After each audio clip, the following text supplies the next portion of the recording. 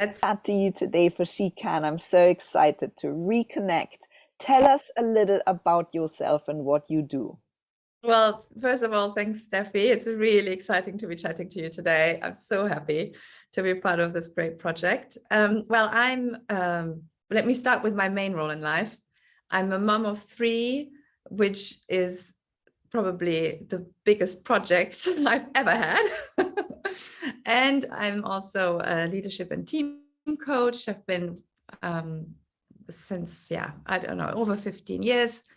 I call it my vocation. I love working with people on a really personal level. It's always a growth journey. It's always a journey of change, of learning, of introspection, discovery. And I just feel very privileged and grateful to be able to working with people like that on that level.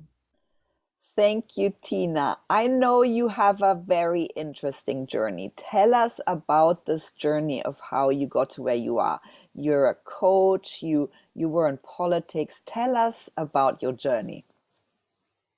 Okay, well, I make this as short as possible. So I studied in London. That's where we met. I started my career there. I worked in the city, and I found myself a few years into my job quite desperate because I had a boss who was technically excellent, but she did not have people on her radar.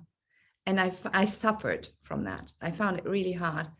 And by coincidence, a recommendation from our mutual friend Anna, I discovered coaching. So I went to this course and it was eye-opening and I never looked back. And that was like 2002. A couple of years later, fast forward, I decided to leave corporate, started my own business, started coaching people individually. And I had no business plan. I just followed my instinct. I remember my dad telling me at the time when I packed in my job, moved from London to Brussels with my husband, my dad said, "Have you lost your mind?" And actually, when I think about that now, and you laugh, and it was a decisive moment. And in my memory, it is a decisive moment because actually, I think it was the point when I found my own mind and what I really wanted. And I had no idea how to make it happen, but I just wanted to try. I knew I had to try. And so yeah, still here. It worked. And so I just figured things out one step at the time, found clients, one client at the time. I had great support. I want to say that too. I had great support. I had most of all my husband, who believed in me like no one else, who kept on saying, "You can do this." And great friends who supported me and great colleagues. I've been really tapping into my network over the years, and it's been really great to also have those sort of work relationships support me that way. And I think one of the really big things in getting here was to trusting my heart, trusting my intuition, and trying things and being okay to actually say, no, that doesn't work. And then try something else. And working with different kind of clients, working with different kind of organizations. And then I've been doing that for the past, I don't know how many years, it's been 20 years or so. And it served me really well to follow my intuition. And that also took me into politics. And I, even though I didn't manage to get elected for the European Parliament yet, I'm still active, and it's a very important part of my voluntary work, and it's very fulfilling. I think that's It's it in a nutshell. it's so exciting, Tina.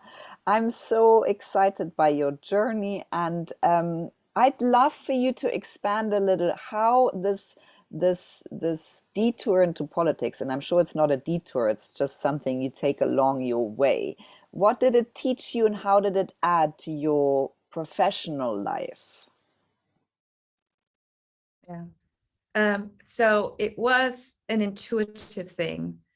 And it was around the time of Brexit and, Trump became president of the United States, and there was all sorts of stuff going on in the European Union.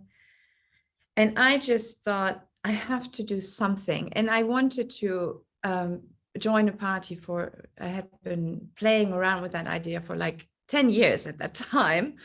And life happened, I never got to it. And then I called up someone and I said, listen, I really want to join, the Free Democrats. And how do I do this? Because I don't live in Germany, but I still want to do something.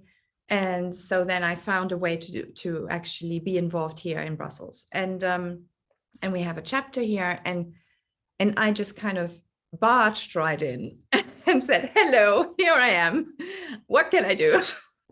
I want to support Europe. And I just think, we need to be more outspoken for Europe and keeping it together. And I have a big value on freedom, around freedom. And I cherish so much the freedom that we have, the way we can live, and basically we can do whatever we want. And also the peace we have. Peace is a big part of I think what we have here in Europe that I truly cherish. And so that's how I started, like talking to people, building my network within the party, getting to know some people. And I very quickly said, actually, what I really like to do is run for European Parliament. And I had no idea how to do this. I was a total rookie. I had no idea. And there were some people who looked at me and they were like, how do you imagine that's going to work? And I was really honest. I said, I have no idea. I need to figure it out, but I like to try. It was one of these things again, where I really said, I just need to try. I got nothing to lose. And I think I can contribute. And if, so that's what I did. And fast forward a little bit, I managed to represent my chapter as the lead candidate.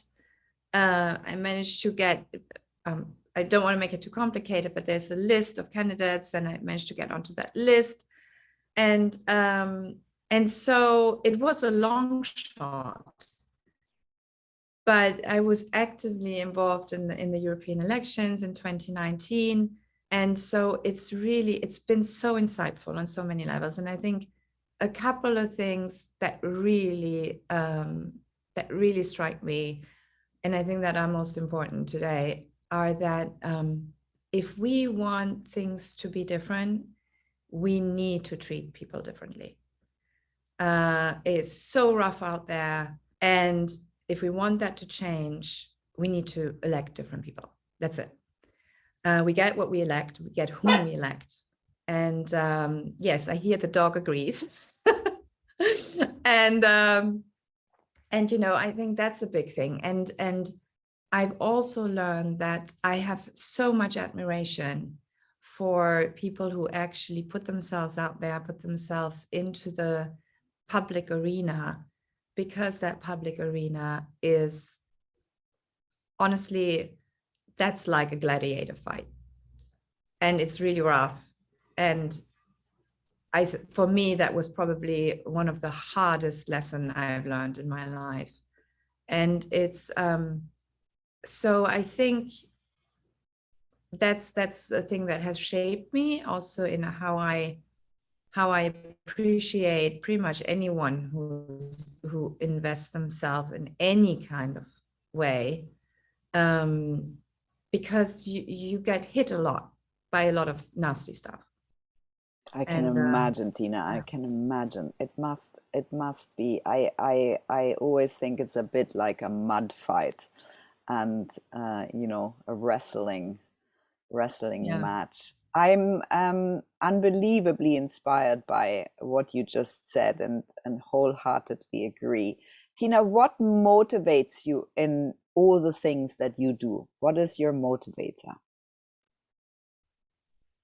Uh, some people call it naive, but I think it's really, I just want to contribute to a better place, you know, a more human place, you know, more. I think there can never be too much kindness or too much love or too much, you know, togetherness.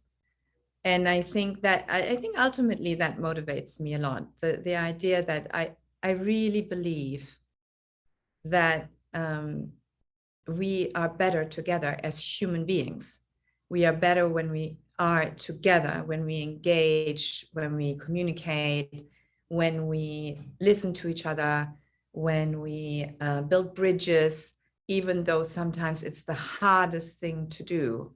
But I believe it matters that, you know, talking to people who are different, have different views, and be in conversation, that motivates me, and it really motivates me to think that hopefully we still have a nice place to live for our children, you know, and their children. Absolutely.